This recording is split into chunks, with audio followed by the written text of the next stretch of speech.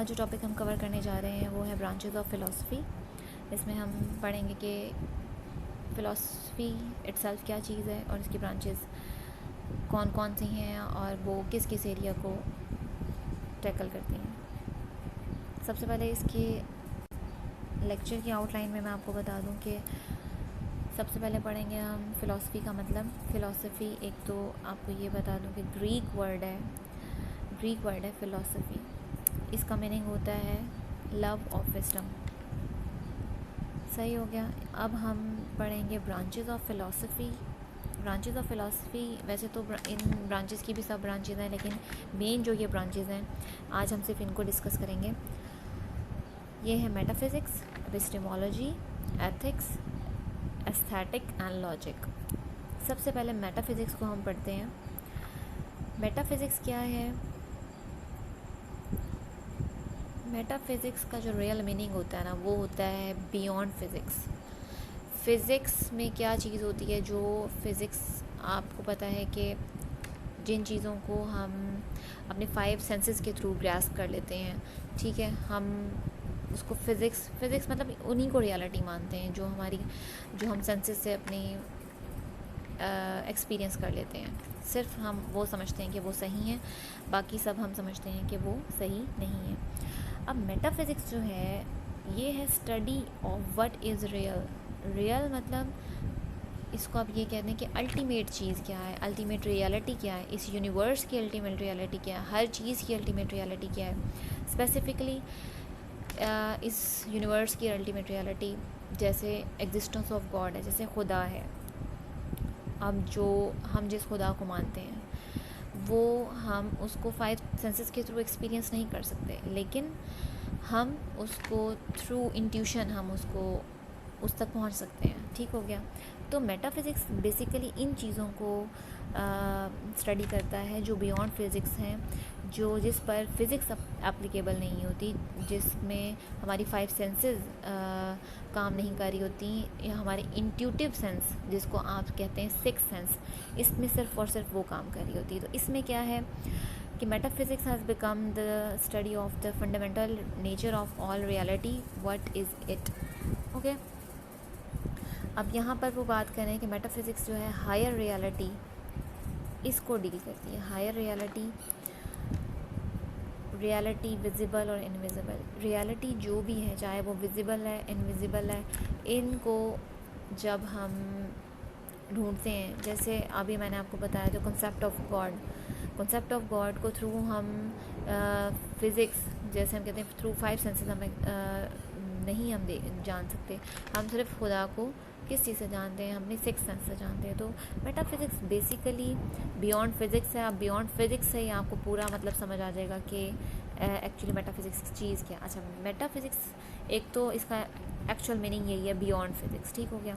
इसमें जो हम करते हैं, किस किस क्वेश्चन को डील करते हैं, वो ये है कि जो what is nature of reality, कि हकीकत क्या है, how does world exist. World क्या, दुनिया, ये दुनिया एग्जिस्ट कर रही है, कैसे कर रही है।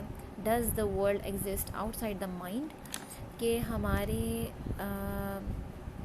माइंड में जो हमारे एक यूनिवर्स है, एक दुनिया है, वो रियल में भी है, जो उससे मैच करती है जो हम थ्रू 5 सेंसेस देख रहे हैं, या उससे टोटली डिफरेंट है। ठीक है। इसके बाद ये चीज़ इससे डील करती है, how can incorporeal mind effect the physical body. अब ये एक टॉपिक है जो कि आप लोग आगे भी पढ़ेंगे। ठीक है, ये मैंने आपको पढ़ाना है। इसको कहते हैं mind body problem. Incorporeal mind क्या है कि माइंड आप देखें बकौल हम लोग ऐसे कहते हैं माइंड क्या है, हम कहते हैं जैसे हमारा ब्रेन है वो वर्क कर रहा है, हम इसको माइंड का नाम दे देते हैं। ठीक है। और हमारी फ़िज़िकल बॉडी, तो आपको पता है कि फ़िज़िकल बॉडी क्या है आपकी, जिससे आप अपने 5 सेंसेस को यूज़ कर रहे हैं और उसके थ्रू एक्सपीरियंस गेन कर रहे हैं। ठीक हो गया। अब क्वेश्चन यहाँ पर फिर मेटाफिज़िक्स में ये उठता है कि हमारा माइंड बेसिकली ये नहीं है सिर्फ जैसे ब्रेन की वर्किंग होती है, ठीक है। अब अगर आप साइकोलॉजी में देखें तो वो इस बात पे एग्री करते हैं कि जितनी भी ब्रेन की वर्किंग है वो ही सारा कुछ डील कर रही होती है, माइंड इटसेल्फ कुछ नहीं है। जबकि ये माइंड और brain these are something else, मतलब ये अलग अलग चीज़ें हैं, ठीक हो गया।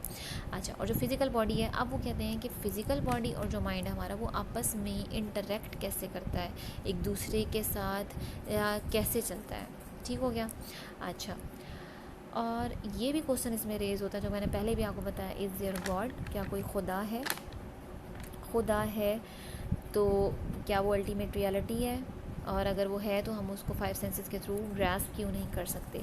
अच्छा, मेटाफिज़िक्स में तो आगे चल के मैं आपको बता दूं कि सिर्फ एक टॉपिक हम डिस्कस करेंगे जो कि हम माइंड बॉडी प्रॉब्लम, ठीक हो गया, तो उसको हम आगे चल के डिस्कस करेंगे। अब आगे जो ब्रांच ऑफ फिलॉसफी है, होप आपको ये समझ आ गया होगा। अगर इसमें कोई कन्फ्यूजन होगी तो आप लोग मुझसे बाद में डिस्कस कर सकते हैं। अच्छा, नेक्स्ट है एपिस्टेमोलॉजी, जो कि मैं आपको पहले भी पढ़ा चुकी हूँ। एपिस्टेमोलॉजी जो है बेसिकली ये भी ग्रीक वर्ड है, एपिस्टेम एंड लोगोस, जिसका मतलब है, एपिस्टेम का मतलब होता है, एपिस्टेम का मतलब नॉलेज, और लोगोस का मतलब होता है स्टडी। इसका मतलब क्या है? स्टडी ऑफ नॉलेज या थीरी ऑफ नॉलेज आप कर लें। इसमें हम क्या करते हैं, इसमें हम ये देखते हैं कि क्या नॉलेज जो है वो एक्वायर की जा भी सकती है कि नहीं की जा सकती। अगर हम नॉलेज गेन कर सकते हैं तो कितनी नॉलेज हम गेन कर सकते हैं, ठीक हो गया। क्या हम इसको फुली अटेन कर सकते हैं नॉलेज को या नहीं। अच्छा, इससे रिलेटेड एक बहुत फेमस फ़िलासफ़र ने कहा है कि all man by nature desire to know. हर ह्यूमन बीइंग की जो नेचर है वो यही है, वो क्यूरियस है, curious about knowing everything, knowing anything. Okay, तो एक तो ये प्रोवर्ब मुझे बेसिकली अच्छा बहुत लगता है, all man by nature desire to know, जानने की ख्वाहिश रखता है। तो एपिस्टेमोलॉजी जो ब्रांच ऑफ फिलॉसफी है, ये बेसिकली डील भी इसी चीज़ के साथ की जाती है कि नॉलेज गेन कर भी सकते हैं, कर सकते हैं तो क्या सोर्सेज हैं जिनके थ्रू हम नॉलेज को गेन कर सकते हैं। अब एपिस्टेमोलॉजी का मतलब आपको मैंने बता दिया है कि थ्योरी ऑफ नॉलेज है। अच्छा, अब ये किन क्वेश्चंस के साथ डील करती है, वो है what is nature of knowledge, के नेचर क्या है उस इल्म की जो हम अटेन करते हैं। अच्छा, व्हाट कैन बी नोन, एक तो हम जान क्या सकते हैं, क्या हम ह्यूमन कैपेबिलिटीज़ इतनी हैं कि वो हर चीज़ को समझ सकती है, या ह्यूमन बींग्स का ब्रेन इतना वर्क नहीं करता। How does knowledge differ from opinion and belief, कि जो एक हमारे पास जो भी नॉलेज है वो एक राय, जो ट्रेडिशनली पुराने लोग होते हैं उनसे बनाई गई एक ओपिनियन होती है, और जो हमारे अपने खुद के बिलीव्स होते हैं जिनको प्रेजुडिस कहते हैं, वो उनमें कितना फ़र्क है, ठीक हो गया। अच्छा, तो अब हम इसको रीड आउट भी कर लेते हैं। Epistemology the study of nature of knowledge, ये मैं आपको बता चुकी हैं। अच्छा जी, और आगे है, अच्छा अब हम इसको पढ़ेंगे इस तरह से कि इसमें ना एपिस्टेमोलॉजी तो ये हो गया, थ्योरी ऑफ नॉलेज है। अब जैसे क्लास में किसी भी कोई डिबेट होती है तो पार्टीज़ बन जाती हैं। जैसे आप ये कर लें, जैसे दो पॉलिटिकल पार्टीज़ हैं, ठीक है, वो एक दूसरे से अपोज्ड हैं। अपोज्ड मीन कि वो इख्तलाफ रखते हैं हर बात में कि ये ऐसे नहीं है, ये ऐसे नहीं है। इसी तरह अब एपिस्टेमोलॉजी में दो एस्पेक्ट्स हैं, ठीक है, दो थीरीज़ हैं कि एक तो ये हो गया ना कि नॉलेज कैसे गेन करेंगे, सोर्सेज ऑफ नॉलेज क्या है, कि नॉलेज किस किस ज़राए के साथ हम एक्वायर कर सकते हैं, ठीक हो गया। तो अब इसमें दो पार्टीज़ आ जाती हैं, दो एस्पेक्ट्स आ जाते हैं, एक है एम्पिरिसिज्म और एक है रैशनलिज्म, ठीक हो गया। अब एम्पिरिसिज्म में क्या है, एम्पिरिसिस्ट ये बिलीव करते हैं, अब मैं आपको थोड़ा सा इससे बता, ई से एम्पिरिसिज्म एंड ई से एक्सपीरियंस कह रहे हैं, ठीक है। तो एम्पिरिसिस्ट ये कहते हैं कि थ्रू एक्सपीरियंस ही हम नॉलेज गेन कर सकते हैं। सबसे पहले तो ये कहते हैं कि थ्रू 5 सेंसेस हम नॉलेज गेन कर सकते हैं, इसके अलावा हम गेन नहीं कर सकते। अच्छा, इसके बाद क्या है, एक तरफ एम्पिरिसिस्ट है, एक तरफ रैशनलिस्ट। एम्पिरिसिस्ट जो कहते हैं कि सेंसेस के थ्रू अपने हम बस एक्सपीरियंस ले रहे हैं और इसी के थ्रू हम सब कुछ गेन कर रहे हैं, कि प्राइमरी जो इम्पोर्टेंस है ना वो सिर्फ़ और सिर्फ किसकी है, एक्सपीरियंस की है, हमारी 5 सेंसेस की है। जो चीज़ हम अपनी 5 सेंसेस के थ्रू ग्रास्प कर लेंगे वो ठीक है, अदरवाइज़ जितनी भी सब चीज़ें हैं वो गलत हैं। ठीक हो गया, यानी कि जो आँख से देख लिया, जो कान से सुन लिया, जिसको छू सकते हैं, जो 5 सेंसेस के दायरे में आ जाते हैं वो सही हैं, इसके अलावा सब चीज़ें क्या हैं, गलत हैं। ठीक हो गया। अच्छा, इसके अपोज में जो रैशनलिस्ट हैं, ठीक हो गया, वो इससे बिल्कुल टोटली डिफरेंट हैं। वो इन बातों को डिनाई करते हैं। वो ये कहते हैं कि ये जो 5 सेंसेस हैं ये हमें डिसीव करती हैं, ये हमें सही नहीं बताती।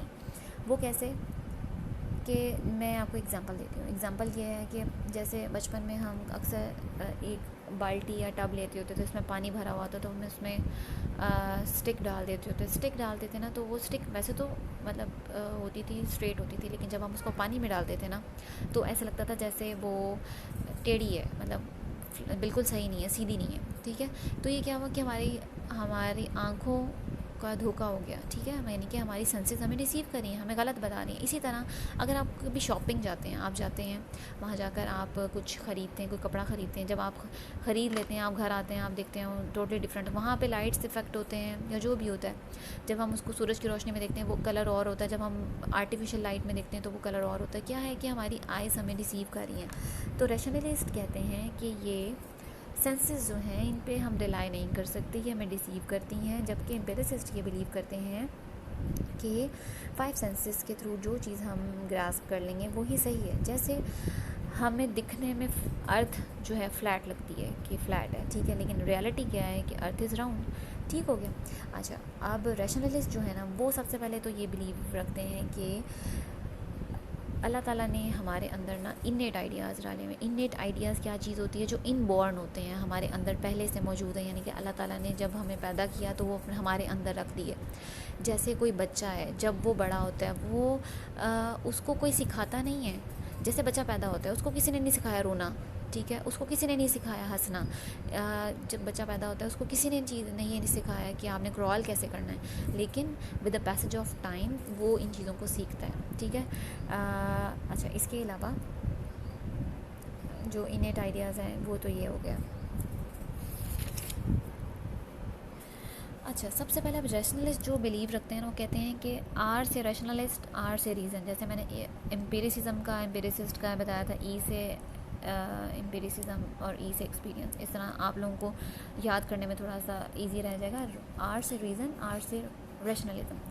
तो रैशनलिस्ट ये बिलीव करते हैं कि रीज़न अलोन, इसके थ्रू हम नॉलेज को अटेन कर सकते हैं, अदरवाइज़ हम नहीं कर सकते। और इसलिए वो इन्नेट आइडियाज़ पे बिलीव करते हैं कि अल्लाह ताला ने हमारे अंदर इन्नेट आइडियाज़ रखे हुए हैं, हम जो इनबोर्न है हमारे अंदर। ठीक है, जबकि जो एम्पिरिसिस्ट हैं वो इस बात पे बिलीव नहीं करते। वो कहते हैं कि हमारे पास जो भी एक्सपीरियंस आता है वो हम थ्रू सेंसेस गेन करते हैं। जबकि रैशनलिज्म कहते हैं कि हमारे पास पहले से नॉलेज मौजूद होता है। फॉर रैशनलिस्ट वो कहते हैं mind is more fundamental than senses. Okay. अच्छा, अब मैं आपको एम्पिरिसिस्ट के बता देती हूँ। रैशनलिस्ट जो हैं, मेन फेमस रैशनलिस्ट जिन्होंने रैशनलिज्म पे बहुत काम किया वो हैं रेने डिकार्ट, स्पाइनोज़ा एंड लेबनीज़। ठीक हो गया। ये सबसे पहले जो इनेट आइडियाज़ का आइडिया था ये डिकार्ट का था और वो इस पे बहुत फैमिली बिलीव रखता है। अच्छा, फर्दर मोर अब रीज़न में कौन कौन से आइडियाज़ आते हैं वो एक तो सबसे पहले मैंने आपको बताया था वो है गॉड, यानी कि जब हम खुदा को जानते हैं, जो हम जिस खुदा को जानते हैं वो हम थ्रू इंट्यूशन जानते हैं। अच्छा, इसका एक तो सबसे पहले जो चीज़ है बीइंग अ रैशनलिस्ट, किन चीज़ों की ज़रूरत है कि बीइंग अ रैशनलिस्ट ये चीज़ें बहुत ज़रूरी हैं। एक तो preference of reason and intuition. जो रैशनलिस्ट हैं वो बिलीव करते हैं रीज़न पे और इंट्यूशन पे, जबकि एम्पिरिसिस्ट हैं वो बिलीव करते हैं सेंसेशन पे, एक्सपीरियंस पे। ये आपके उसमें भी काम आ सकता है, जैसे आप एम्पिरिसिस्ट और रैशनलिस्ट का कंपैरिजन करें तो इसमें कि रैशनलिस्ट जो है वो रीज़न और इंट्यूशन को सही मानते हैं, जबकि एम्पिरिसिस्ट जो है वो एक्सपीरियंस और सेंसेशन को। अच्छा, अब ये जो रैशनलिस्ट हैं वो कहते हैं कि तमाम ना सही लेकिन कुछ जो आइडियाज़ होते हैं वो इन्नेट हैं, यानी कि पहले से इंसान में मौजूद हैं। इसके बाद जो रैशनलिस्ट हैं वो प्रोबेबल नॉलेज पर बिलीव नहीं करते। प्रोबेबल नॉलेज क्या होती है? जिसमें प्रोबेबिलिटी होती है कि माइट भी ये सही है, माइट भी ये गलत है, जो हमें सेंसेस के थ्रू पता चलता है कि जिसमें हम कहते हैं कि माइट भी सही है, माइट भी नहीं, बल्कि प्रोबेबल नहीं, सर्टेन नॉलेज पे ये लोग बिलीव करते हैं। ठीक हो गया। अच्छा, एक और व्यू पॉइंट भी है। एक तो मैंने आपको बताना, एक एम्पिरिसिस्ट साइड है, एक रैशनलिज्म साइड है, एक फाइव सेंसेस को बिलीव करते हैं, एक सिर्फ और सिर्फ रीज़न को सही कहते हैं। एक इनके थर्ड एक पार्टी कह लें वो ये है कि वो है स्केप्टिसिज्म। स्केप्टिसिज्म इटसेल्फ क्या है? वो ये मानते हैं कि कोई भी नॉलेज हम एक्वायर कर ही नहीं सकते, ठीक है, what ever is the reason, लेकिन हम नॉलेज गेन नहीं कर सकते क्योंकि ह्यूमन माइंड की इतनी कैपेबिलिटी नहीं है कि वो नॉलेज को ग्रास्प कर सके, नॉलेज को गेन कर सके।